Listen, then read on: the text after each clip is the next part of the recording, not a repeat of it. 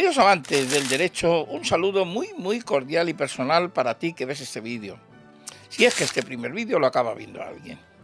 En cualquier caso, hoy es 5 de septiembre de 2024 y voy a estrenarme con el finiquito.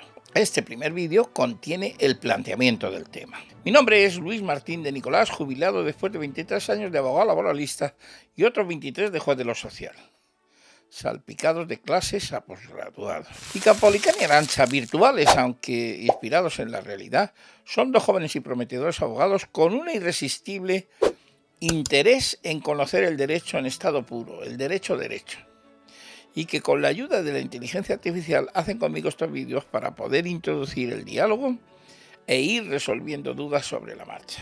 Y para estrenarnos, sin más preámbulo, hoy me preguntan sobre el finiquito.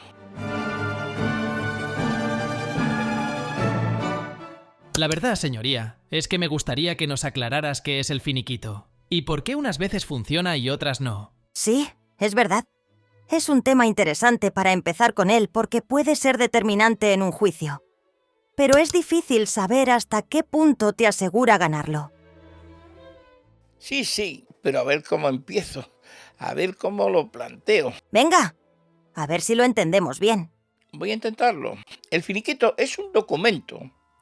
En concreto es el documento que refleja y da seguridad jurídica a la extinción del contrato de trabajo. Ahora bien, la extinción del contrato de trabajo no se produce siempre en las mismas circunstancias, por lo que voy a describir 3 ejemplos que nos pueden ayudar a entenderlo. Primer supuesto y efectos del finiquito. El primero es el supuesto básico, es decir, la extinción del contrato de trabajo por mutuo acuerdo. Hay que tener en cuenta que en un contrato como el de trabajo, que tiene una vigencia prolongada en el tiempo, la manera natural de extinguirse es realizando un contrato extintivo. Es decir, un contrato que tiene el objeto de extinguir el contrato de trabajo y que es la primera causa que figura en el artículo 49 del Estatuto de los Trabajadores, que regula las causas de extinción del contrato de trabajo. Pues bien, vamos a suponer que existe ese acuerdo. Ambas partes, sin conflicto alguno y por motivos que la ley no requiere justificar, han decidido poner fin al contrato de trabajo. Una vez extinguido, por acuerdo, es necesario liquidar las deudas y abonarlas. Se presenta como un paso necesario y consecutivo que siempre se da. El día designado, el trabajador cobra la liquidación y deja de trabajar. Y aquí paz y después gloria. Pero, ¿no nos estamos dejando algo? Hombre, ¿te has dado cuenta? Porque es justo aquí donde aparece la necesidad del finiquito. La necesidad de documentar tanto el contrato extintivo como el pago de la liquidación. Porque sin ese documento todo queda en el aire. Así, una vez conscientes de la necesidad del finiquito, se presenta la cuestión del contenido que deba tener. Y vamos a ver cuál debe ser ese contenido. En ese documento, una vez identificadas las partes, el lugar y la fecha, podemos distinguir 3 grandes partes del contenido. La primera es la causa de extinción, es decir, plasmar el mutuo acuerdo. O lo que es lo mismo, el contrato extintivo. Hay una parte del finiquito, la primera, que va a contener el contrato extintivo del contrato de trabajo. La segunda parte del contenido es reflejar la liquidación, los conceptos, los cálculos, las cantidades resultantes y la suma, incluyendo la diligencia que acredite el pago. ¿Diligencia? Sí, hacer una diligencia en un escrito es dejar constancia de que se ha producido un hecho. En este caso, el hecho es que se ha pagado, que se ha producido el pago, que se ha hecho efectivo, bien intercambiando o entregando una cantidad de dinero, o bien con cualquier otra forma de pago. Sí, por supuesto. Pero no está de más aclararlo. Venga, pues seguimos con la tercera parte del contenido del finiquito. Pues una vez reflejado el contrato extintivo y la liquidación, hay una tercera parte que podemos llamar cláusula final, manifestando que consecuentemente con toda la anterior, con que se ha extinguido el contrato y se ha pagado la liquidación, a partir de ahora ninguna de las partes tiene nada que reclamar a la otra, ni por despido ni por cantidad. Entonces, esa manifestación de que ya no hay que reclamar, ¿es lo más importante del finiquito? ¿Lo que da la seguridad jurídica? No es lo más importante. Al contrario, suele ser intrascendente. Lo que sí es importante es comprender la intrascendencia de esa cláusula final.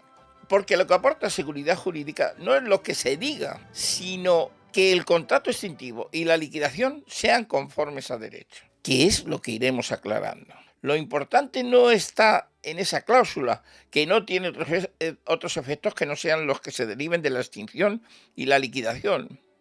De hecho, el TS se centra en ellos y no suele pronunciarse sobre esta cláusula más allá de dejar claro que no tiene efectos jurídicos. Pero para no perder el hilo, lo que nos interesa ahora es subrayar que el finiquito tiene dos efectos, diferentes e independientes, y a los que se aplican regulaciones distintas. Unos son los llamados efectos extintivos, es decir, que el finiquito, o mejor dicho, ese contrato que contiene el finiquito, tiene validez como para extinguir eficazmente el contrato de trabajo. Y los otros son los efectos liberatorios, es decir, la medida en que ese pago de la liquidación que se ha hecho de tal manera que se han buscado todas las deudas, libera de todas las deudas al empleador. Y aquí estamos tocando fondo, porque el contenido de esos efectos independientes sí es la clave de todo. Y es lo que vamos a ir resolviendo en los sucesivos vídeos.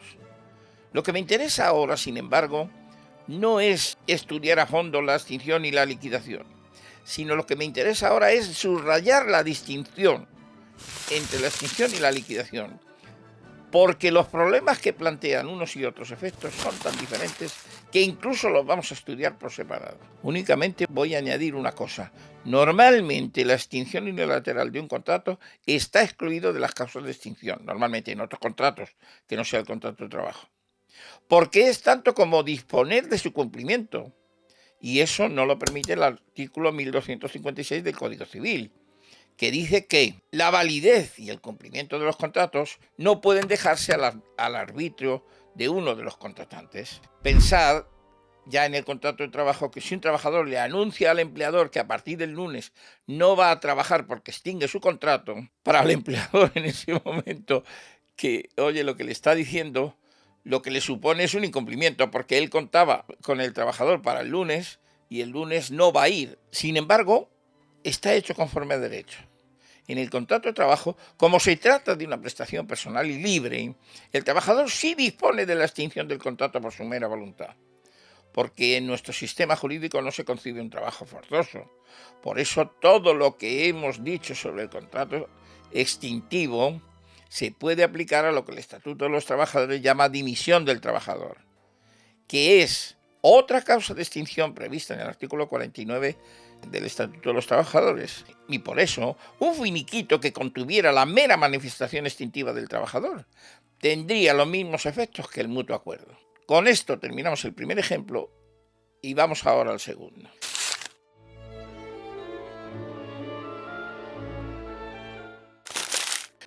Supongamos ahora un trabajador que recibe la carta de despido por un motivo disciplinario, es decir, conflictivo, con lo que no está en absoluto de acuerdo. Y cuando va a recoger la liquidación se encuentra con que tampoco está de acuerdo con los cálculos y los conceptos que le propone la empresa. La perspectiva de futuro que en ese momento se le plantea al trabajador son dos pleitos, uno de despido y otro de cantidad, de forma que deja de controlar el resultado de su extinción, que queda en manos del juez. Porque si pone la demanda y no llega a un acuerdo, el que va a decidir en último extremo no van a ser ellos dos por acuerdo, como pasaba en el primer supuesto, sino que va a ser el juez. Pero claro, esto de dejar el resultado de la extinción en manos del juez tiene los correspondientes costes de tiempo, que en caso de que haya recursos puede suponer incluso años y dinero, además del riesgo para ambos de perderlos. No solo para el trabajador, sino también para la empresa. Y ahí es donde surge una necesidad, una demanda de seguridad jurídica, de encontrar una solución inmediata y razonable alternativa a los juicios. No vamos a ser capaces de solucionarlo nosotros sin el juez, pero para eso, por un lado, en cuanto a la liquidación, ambos tendrían que repasar las cuentas hasta que estén de acuerdo en que son correctas.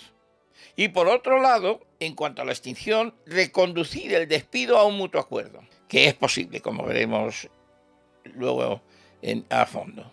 Pero ojo, ese mutuo acuerdo ya no sería un mutuo acuerdo espontáneo, cuyo objeto es la mera extinción del contrato de trabajo, sino un contrato también extintivo, también por mutuo acuerdo, pero quedando por hecha la extinción, puesto que ya se había producido el despido, su objeto se traslada al de evitar el pleito, adelantando su resultado, plasmado en un acuerdo autónomo sin intervención del juez. Por eso se pactaría una indemnización proporcional a las posibilidades que tiene cada uno de ganarlo.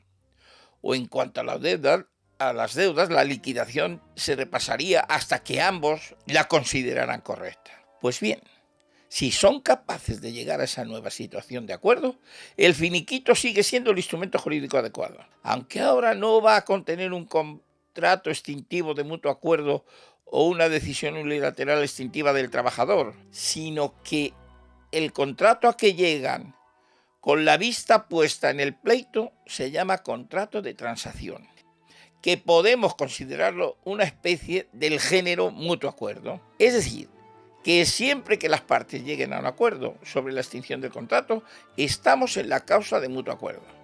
Pero si para llegar a un mutuo acuerdo es determinante el hecho de evitar un juicio, estamos ante un contrato de transacción regulado en los artículos 1809 y siguientes del Código Civil. Entonces, ¿las conciliaciones en el juzgado son contratos de transacción? Efectivamente, aunque no se suele llamar así, pero son, en realidad, según el Código Civil, son contratos de transacción. Y así se tratan, ya lo veremos. Porque ahora vamos a ver el tercer supuesto. Vamos a decir el supuesto tipo que llega a los tribunales, que podría describirse así. Fijaos que estamos en la extinción del contrato de trabajo, nos imaginamos en la empresa, y el empleador entrega la carta de despido. Y eso, de forma automática, conlleva el pago de la liquidación. Pásese por la oficina que tiene preparada su liquidación. Pero en el momento del pago de la liquidación, el trabajador se encuentra con dos documentos: la carta de despido y la liquidación. Y es en ese momento cuando el empleador siente la necesidad de evitar la demanda de despido, lo cual tiene su lógica, porque a nadie le interesa ser demandado.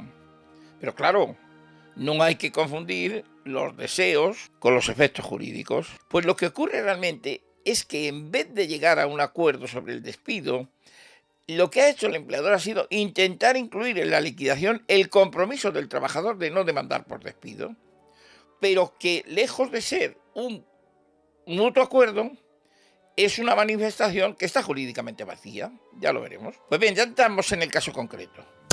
Marta recibe la carta de extinción por causas económicas, que, como sabéis, conlleva el pago simultáneo de una indemnización de 20 días por año. Indemnización que también se le entrega, como es preceptivo en la ley. Se practica correctamente la liquidación. En este caso, la liquidación es correcta.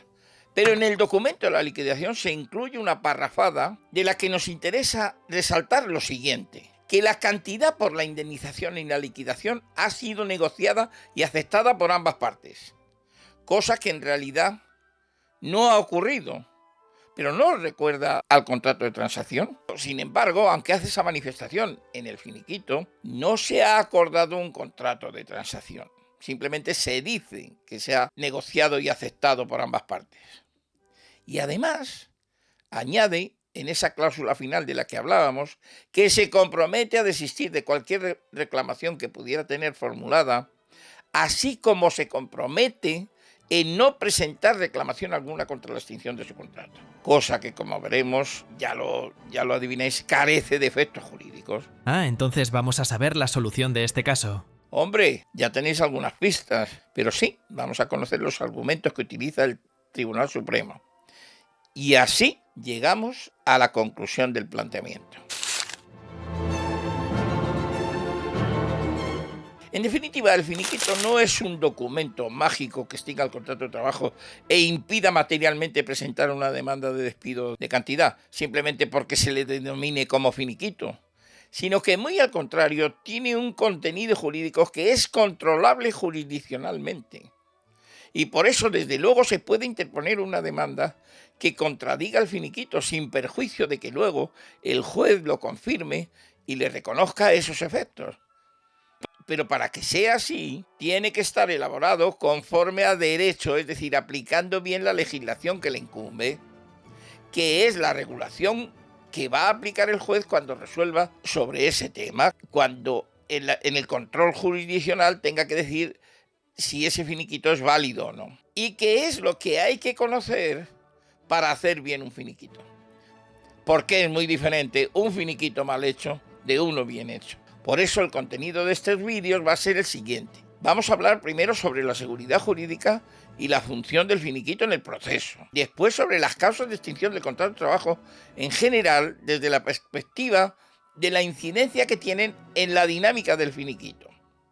Y vamos a analizar las causas de despido en función de cómo funcionan en el finiquito. Vamos a ver también las causas que pueden incluirse en el finiquito y también su regulación civil, que es la que aplica ese contrato de transacción y ese contrato de mutuo acuerdo y esa manifestación unilateral del trabajador. No están reguladas en el Estatuto de los Trabajadores, están reguladas en el Código Civil. Y por lo tanto, el Tribunal Supremo, cuando resuelve sobre estos casos, aplica el Código Civil. Y por lo tanto nosotros vamos a ver qué artículos del Código Civil va a aplicar el Tribunal Supremo. Después nos extenderemos un poco sobre la liquidación, en la segunda parte del finiquito. Después analizaremos 4 sentencias del Tribunal Supremo, 2 sobre los efectos extintivos y 2 sobre los efectos liberatorios del finiquito. Y por fin, en el último vídeo haremos una recapitulación con una propuesta de modelo, con mis prevenciones para plantear un modelo, pero bueno, lo podemos hacer, y unos consejos para hacer un buen finiquito. Pues bien, así acaba el planteamiento. Así que con este sencillo acto terminamos este vídeo. El siguiente trata sobre la seguridad jurídica y el finiquito. ¡Ahí estaremos!